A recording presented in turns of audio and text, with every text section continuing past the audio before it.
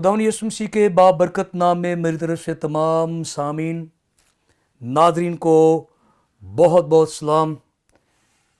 नाजरीन, अगर आप बाकायदगी के साथ PMI TV देख रहे हैं और मुकाशफा की तफसीर बाकायदगी के साथ सुनते हैं और देखते हैं तो आपको मालूम होगा कि ये एक सिलसिला जिसे तकनीकी एतबार से क्रिश्चियन एस्कटोलॉजी कहा जाता है, जो मसीही इल्म इलाहियात का एक बहुत बड़ा मजमून है। और किताब मुक़द्दस के अंदर कुछ कुतुब, बहुत सारे अबवाब और बहुत सारी आयात ज़माना आखरत के ताल्लुक़ से खूबसूरत मौद फ्राहम करती हैं, जिनसे हम इंसान की आखरत, हिसाब किताब और आसमान की बादशाही के बारे में और खुदा की अदालत के बारे में जानते हैं। फिल वक्त हमने मुकाशफा की किताब को मुंतखब किया हुआ है ताकि हम आखिरी ज़माने के ताल्लुक़ से सीख सकें। और खुदा के फ़ज़ल से अगर आप बाकायदगी के साथ तमाम अक़सात देखते हैं, सुनते हैं, समझते हैं तो आपको याद होगा कि अब तक हम मुकाशफा की किताब के दूसरे बाब की पहली 7 आयात तक बिल तफसील सीख चुके हैं, जो कि इफसस की कलीसिया के ताल्लुक़ से खुदा मसीह का खूबसूरत पैगाम था। तो आज हम दूसरे बाब की 8वीं आयते मुक़द्दसा पढ़ेंगे और तफसील के साथ जानेंगे। आपके लिए मैं 8वीं आयते मुक़द्दसा तिलावत करूँगा, जो कुछ इस तरह से है। और स्मुरना की कलीसिया के फरिश्ते को ये लिख कि जो अव्वलो आखिर है, जो मर गया था और ज़िंदा हुआ, वो ये फरमाता है। कलाम पाक का पढ़ा जाना हमारे लिए बरकत का बायस हो। आइए दुआ मांगे। कादिर मुतलक खुदा, हम तेरे शुक्रगुज़ार हैं, तूने फजल दिया ताकि हम तेरे कलाम को पढ़ें, समझें और जानें और बरकत पाएं। कोई भी इंसान अपनी अकल से, दानाई से, फहम से तेरे कलाम को बयान नहीं कर सकता जब तक रूह कुद्दस उसकी मदद नहीं करता। मैं अपने आप को तेरे ज़ख्मी हाथों में देता हूँ और इसी तरह तमाम सुनने वालों को, देखने वालों को तेरे पाक हाथों में देता हूँ। और यीशु नाम के सबब से इनमें से अगर कोई बीमार है, कमज़ोर है, लागर है, डिप्रेशन का शिकार है, खौफ का शिकार है, किसी भी तरह की परेशानी है, तो यीशु के कदूस नाम से चली जाए, ताकि तेरा कलाम सुनने में, समझने में कोई रुकावट ना बने। मसीह खुदा के वसीले से आमीन। तो नाजरीन, हमने मुकाशफा की किताब के दूसरे बाब की 7वीं आयत तक इफसस की कलीसिया के ताल्लुक़ से बिल तफसील सीखा। खुदावंद यीशु मसीह उस कलीसिया से मुखातिब हुए और इफसस की कलीसिया के फरिश्ते यानी मैसेंजर को, पैगंबर को, खादिम को वो ख़त दिया गया, लिखा गया ताकि वो कलीसिया तक ये पैगाम पहुंचा दे। तो आज हम खुदा के कलाम में से स्मुरना की कलीसिया के ताल्लुक़ से सीखने वाले हैं। जो पहला सवाल हमारे जहन में आ रहा है वो ये लफ्ज़ है स्मुरना। अगर हम उर्दू ज़ुबान में इसे पढ़ें तो ये लफ्ज़ स्मुरना बनता है। और हमारे जहन में जो दूसरा सवाल आता है वो ये है कि इसका मैनी या मतलब क्या है और ये लफ्ज़ कहाँ से आया। तो पहले ये बताता चलूँ कि पहले बाब में हमने 7 कलीसियाओं का तज़किरा पढ़ा और ये 7 कलीसियाएँ एशिया कूचक, माइनर एशिया में उस ज़माने में मौजूद थीं, जो कि मौजूदा तुर्की है। और इन 7 कलीसियाओं को खुदावंद यीशु मसीह ने इनकी सूरत हाल को देखकर, जायज़ा लेकर 7 खतूत भेजे। और हमने सीखा था कि यहाँ पे जो लफ्ज़ फरिश्ता है اصل میں یہ اشارہ جو ہے وہ خادم کی طرف ہے جو اس زمانے میں اس کلیسیا کا پاسبان تھا. اس کو وہ خط یوحنا کی وساطت سے بھیجا گیا کہ اس کلیسیا کی صورتحال اس پہ ظاہر کرے اور جو کچھ انہیں کرنا ہے وہ کریں, جو چھوڑنا ہے وہ چھوڑیں, جو اپنانا ہے وہ اپنائیں, جن کی راہیں ٹیڑھی ہیں سیدھی کر لیں, اور اس طریقے کے مشورہ جات یسوع مسیح نے دیے.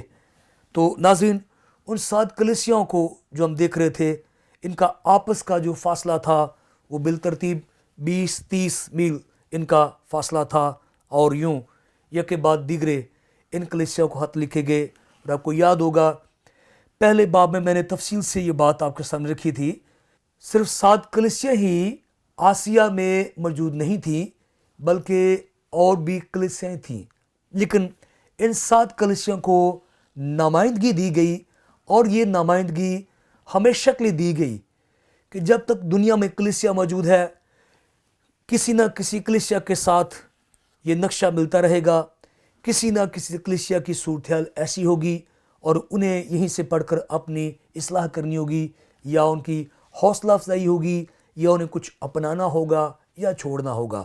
تو آج ہم سمرنا کی کلیسیا کو دیکھ رہے ہیں, اور ہمارے ذہن میں یہ سوال جو ہے ابھر رہا ہے کہ یہ کلیسیا کہاں تھی, کیا صورتحال تھی. تو ناظرین, یہ کلیسیا بھی دیگر کلیسیوں کی طرح ایشیا کوچک میں یعنی ترکی میں موجود تھی. آج جو موجودہ اس کا نام ہے وہ ازمیر ہے. تو ناظرین, اب ہمارے ذہن میں اگلا سوال جو آ رہا ہے کہ یہ لفظ کہاں سے آیا اور کیا اس کا مطلب ہے. تو وثوق کے ساتھ کہنا بہت مشکل ہے کہ سمرنا جو لفظ ہے وہ کہاں سے آیا ہے. جب ہم انگلش زبان میں یہ لفظ دیکھتے ہیں تو ہمیں وہاں پہ سمرنا لفظ ملتا ہے.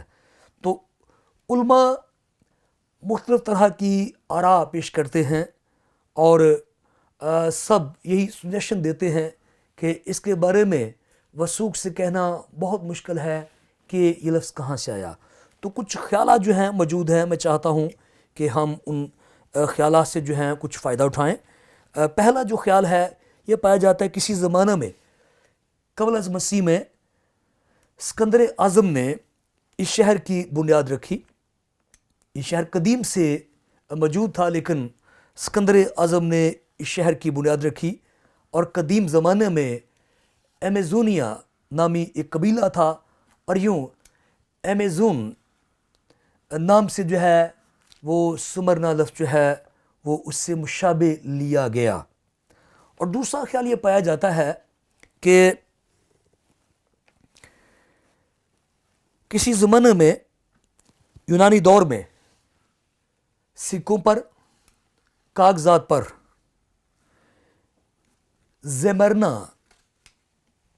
پہلے میں نے لفظ سمرنا بولا ہے, زمرنا اور زمیرنیوس, یہ الفاظ قدیم یونانی سکوں اور ڈاکومنٹس نوشتوں پہ یہ شہر کا نام لکھا ہوتا تھا, زمرنا یا زمیرنیس, اور سمرنا بھی لکھا ہوتا تھا. یوں اس طریقے سے کئی طرح کے خیالات پائے جاتے ہیں. پھر ایک خیال اور بھی ہے کہ یونان کا یہ شہر سب سے زیادہ مر, ایک لفظ ہے مر, ایکسپورٹ کرتا تھا, دیگر شہروں کو ایکسپورٹ کرتا تھا, جو کہ ایک طرح کی گوند تھی جو ایک جھاڑی نما پودے سے حاصل ہوتی تھی, جو سوکھ جاتی تھی اسے کوٹا جاتا تھا, اس سے خوشبو حاصل ہوتی تھی, اور یوں وہ مسالہ جات میں مر جو ہے وہ استعمال ہوتا تھا. اور یوں معلوم ہوتا ہے کہ سمرنا زبان کی جو جڑ ہے وہ یونانی زبان میں پائی جاتی ہے. ایک خیال اور بھی پایا جاتا ہے, کتاب مقدس میں عہد عتیق میں مر لفظ استعمال ہوا ہے. اور اس جگہ پر بھی وہی تصور ہے کہ جھاڑی نما ایک پودا تھا جس سے خاص قسم کی گوند جو حاصل ہوتی تھی، جس سے سکھا کر یا کوٹ کر یا اس طرح کا کوئی عمل کیا جاتا تھا جس سے خوشبو حاصل ہوتی تھی، اور یوں یہ جو خوشبو تھی یہ مختلف مقاصد کے لیے استعمال ہوتی تھی، جیسے کہ ہیکل کے لوازمات میں بھی اس کا استعمال تھا۔ تو ناظرین، مر کا جو بنیادی مطلب ملتا ہے وہ عبرانی زبان میں جو مر کا مطلب ہے وہ تلخی، کڑواہٹ یا اذیت ہے، اور ہمیں کتاب مقدس کے اندر کم از کم 3 دفعہ یہ مر جو ہے وہ دکھائی دیتا ہے۔ پہلی دفعہ ہمیں نظر آتا ہے جب خداوند یسوع مسیح ناصری کے پاس 3 مجوسی ہمیں دکھائی دیتے ہیں جو بالترتیب سونا، مر اور لبان لے کر آئے۔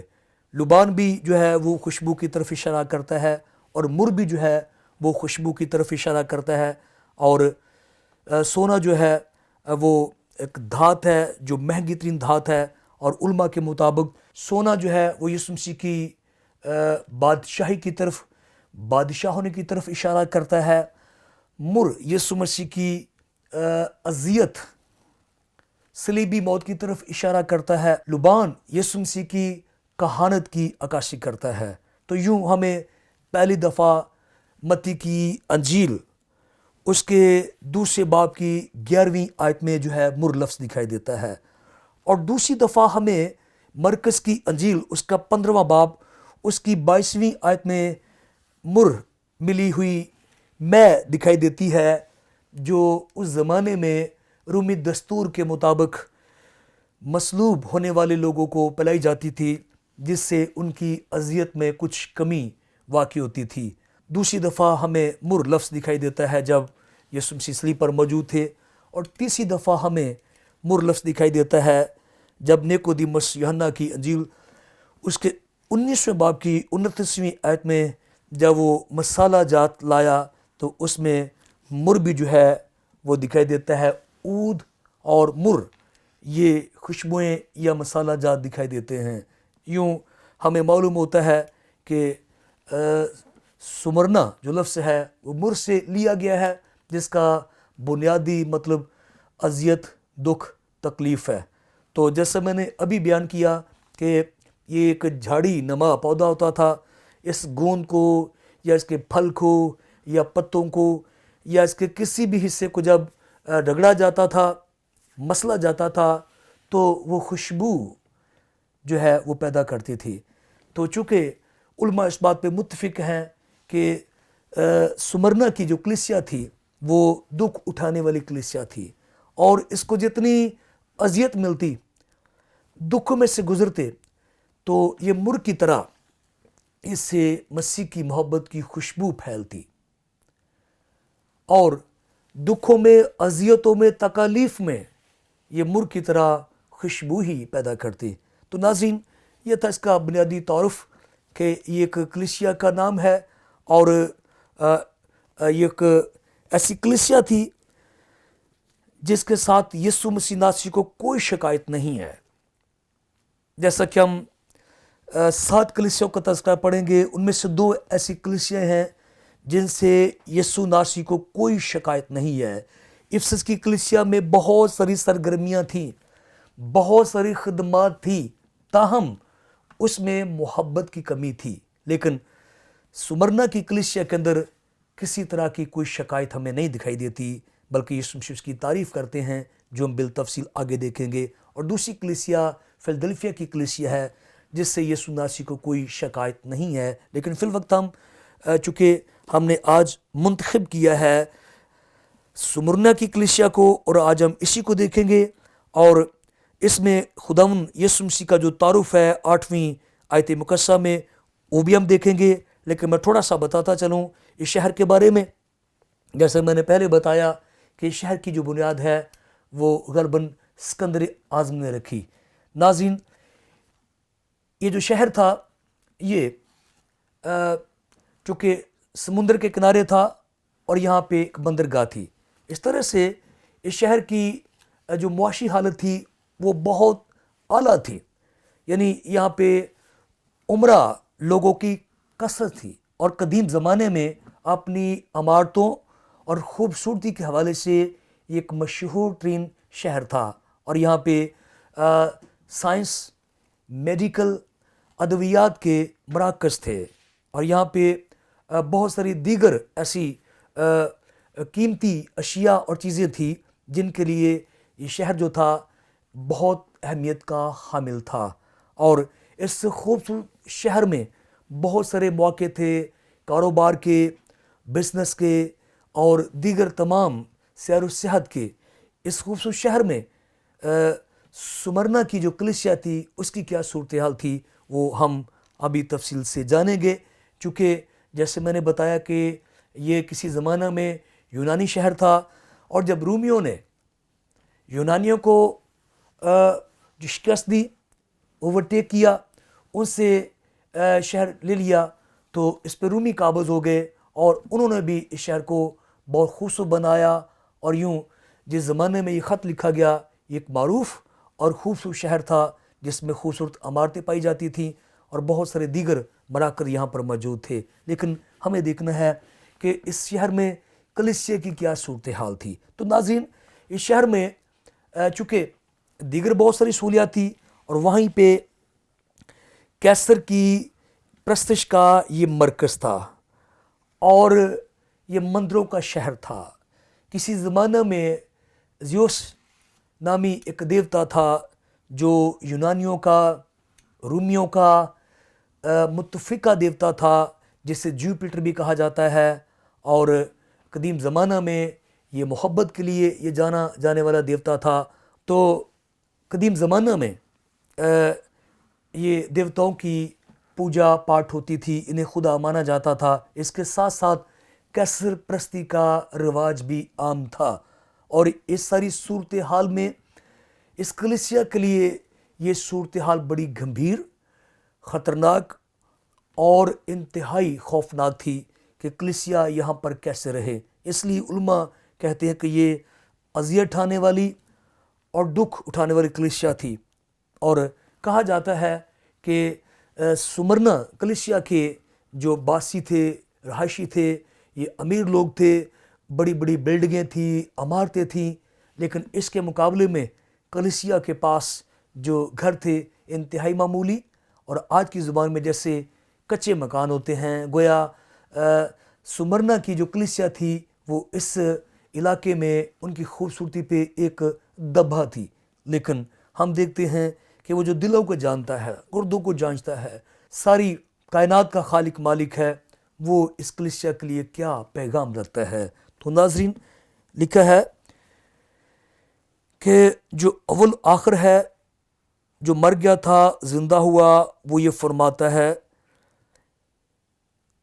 میں تیری مصیبت، تیری غریبی کو جانتا ہوں، مگر تو دولت مند ہے، اور جو اپنے آپ کو یہودی کہتے ہیں اور ہیں نہیں بلکہ شیطان کی جماعت ہیں، ان کے لعن طعن کو بھی جانتا ہوں۔ تو بار بار یہاں پہ لفظ استعمال ہو رہا ہے، جانتا ہوں۔ تو ہم نے پہلے بھی دیکھا تھا افسس کی کلیسیا کے حوالے سے بھی کہ میں اور آپ ہمیشہ اس بات کا شکار ہو جاتے ہیں کہ ہم تنہا چھوڑ دیے گئے ہیں، اور میں نے بارہا آپ کو ایک مثال دی ہے، ایک مرد خدا کی، ایک سورمے کی مثال دی ہے، جو ایمانی اعتبار سے آپ کہہ سکتے ہیں کہ گویا وہ نبیوں کا نمائندہ ہے، اور جیسے موسیٰ شریعت کا نمائندہ ہے، تو وہ نبی جو ایلیا کے نام سے جانا جاتا ہے گویا نبیوں کا نمائندہ ہے۔ یہ ایک سبب تھا کہ جب ہمارے خدا یسوع مسیح ناصری پہاڑ پر گئے، ان کی صورت تبدیل ہوئی، تو آسمان سے ایلیا اور موسیٰ دونوں شخصیت آئی، یعنی ایک شریعت کی عکاسی کر رہا تھا۔ شریعت کا مطلب یہ تھا کہ قربانی کے بغیر معافی نہیں ہے، اور نبیوں کی بھی عکاسی کرنے والا نبی یہ پیغام دے رہا تھا کہ تمہاری قربانی کے بغیر ہمارا چھٹکارا نہیں ہے۔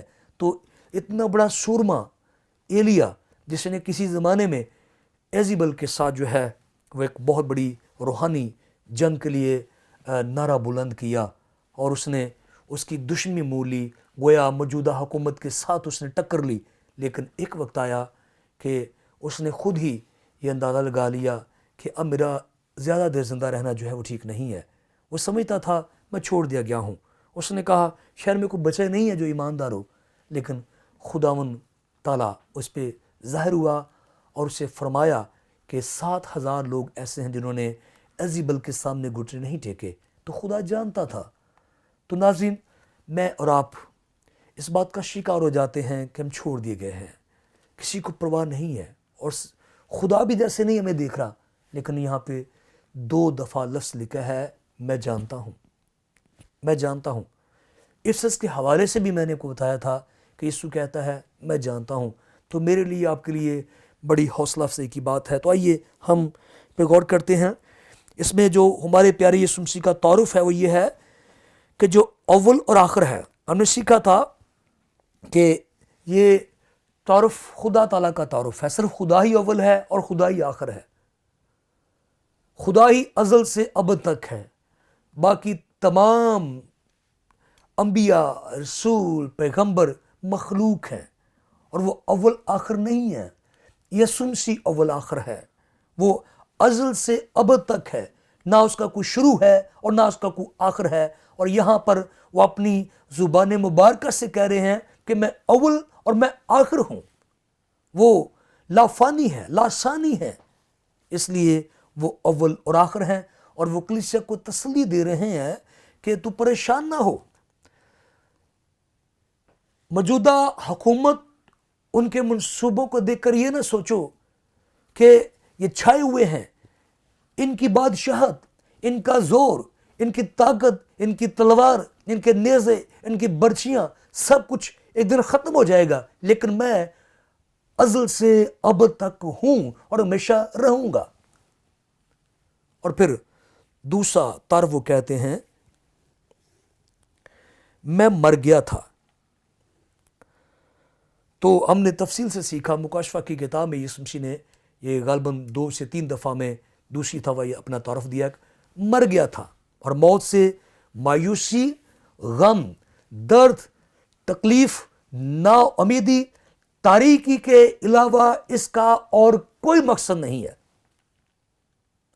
اور یسوع مسیح کہتے ہیں میں مر گیا تھا. یہ پاسٹ کی بات ہے، ماضی کی بات ہے. اور وہ کہتے ہیں میں مر گیا تھا. اور ہم جانتے ہیں، میں نے تفصیل کے ساتھ آپ کو بتایا تھا، اور مسیحی ایمانداروں کا ایک ایک بچہ جانتا ہے کہ ہمارے یسوع مسیح مر گئے.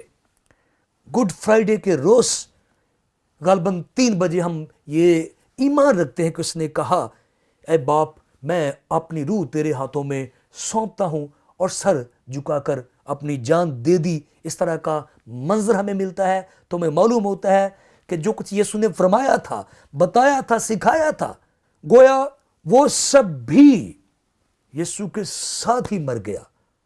اور امید، ایمان، مستقبل، آسمان کی بادشاہی، ہمیشہ کی زندگی، سارا کچھ گویا ختم ہو چکا تھا. تو یسوع حقیقتاً اس کلیسیا کو بتا رہے ہیں کہ وقت ایسا تھا کہ میری ذات مبارکہ، میں بھی مر گیا تھا، ختم ہو گیا تھا، سارا کچھ مٹ گیا تھا، دفن ہو گیا تھا.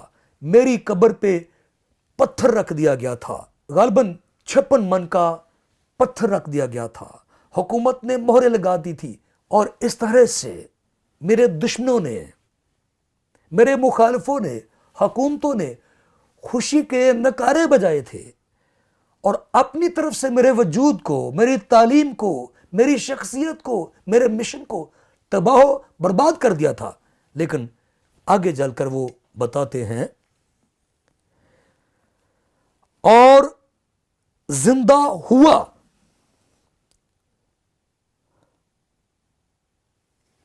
اور زندہ ہوا.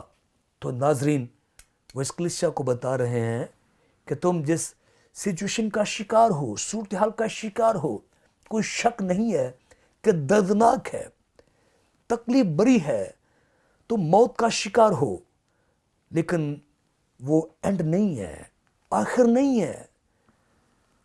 میری طرف دیکھو، میں مر گیا تھا، اب زندہ ہوں، زندہ ہوا ہوں، اور نئے अहद नामा का तकरीबन 50% से ज़्यादा, 50% से ज़्यादा इल्हामी मवाद ये बात साबित करता है कि यीशु मसीह मुर्दों में से जी उठा है। और जब वो जी उठा है तो कादर मुतलिक है, उसके साथ वो सच्चाइयाँ भी जी उठी, अंजील के पैगाम जी उठे, आसमान की बादशाही एक हकीकत और सच बन गई। और वो कलीसिया को ये तसल्ली देना चाहते हैं कि जिन हालात से तुम गुजर रहे हो, जिन तकालीफ का सामना कर रहे हो और बिलाकर मौत ही है, तो परेशान हो। और पौलुस रसूल करंथियों के नाम खत में कहते हैं कि यीशु मसीह मर गया और जिंदा हुआ और वो मुर्दों में से जी उठने वालों में पहलौठा है। इसका मतलब यह है कि जितने यीशु पर ईमान लाते हैं वो भी जी उठेंगे। तो यीशु मसीह सुमरना की कलीसिया को यह पैगाम देते हैं कि मैं मर गया था लेकिन मैं जिंदा हुआ, जी उठा, और खौफ की कोई वजह नहीं है। गुर्बत, लाचारी, बेकसी और तमाम बुरे हालात, तकलीफ दे दर्दनाक अमवात बड़ी खौफनाक है, लेकिन परेशान ना हो, मैं जिंदा हूं। और जब मैं जिंदा हूं तो मैं जिंदा करने पे कादिर हूं। और मैं ये फरमाता हूं, मैं जानता हूं, मुझे मालूम है कि तेरे साथ इस शहर में, इन लोगों में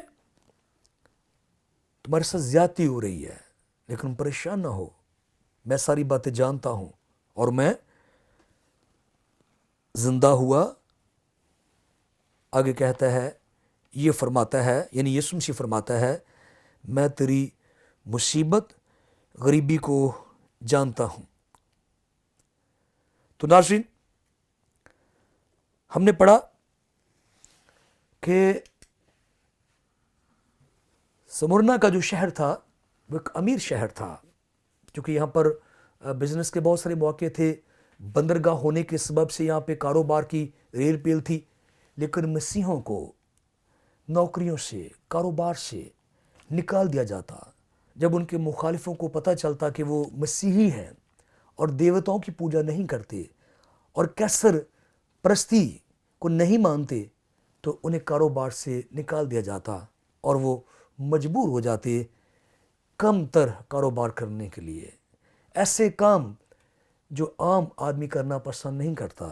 लेकिन ज़िंदगी को बरकरार रखने के लिए वो छोटे से छोटा काम करने को भी तैयार थे, लेकिन ईमान का इनकार नहीं करते। और यीशु मसीह कहते हैं तू दौलतमंद है। वो किस बात में दौलतमंद थे, ये जानने के लिए देखते रहिए PMI TV। खुदाउन आप सबको बहुत सारी बरकत दे। आमीन।